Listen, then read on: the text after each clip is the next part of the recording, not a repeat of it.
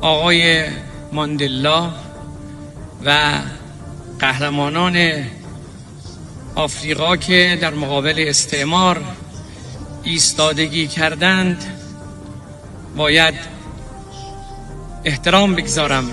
و یاد و نام آنها را گرامی بدارم. جمهوری اسلامی ایران به صورت قاطع از تلاش‌های موفق بریکس در راستای دلار زدایی،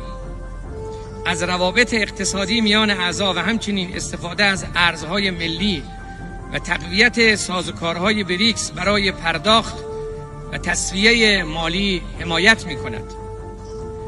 تعامل حداکثری و تقویت سازوکارهای همکاری چند جانبه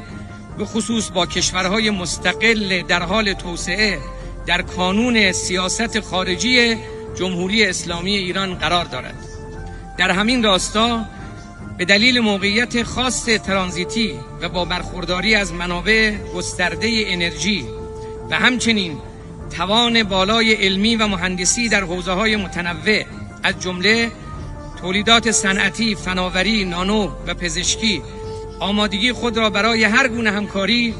اقدام مشترک اقتصادی و سرمایه‌گذاری با کشورها اعلام می‌داریم.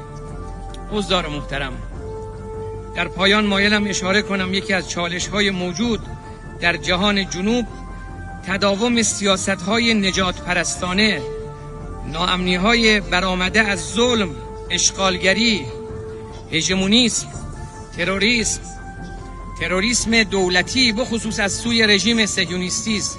که نه تنها مردم فلسطین را از اعمال حق تعیین سرنوشت خود باز داشته بلکه حق توسعه را نیز از آنها سلب کرده است.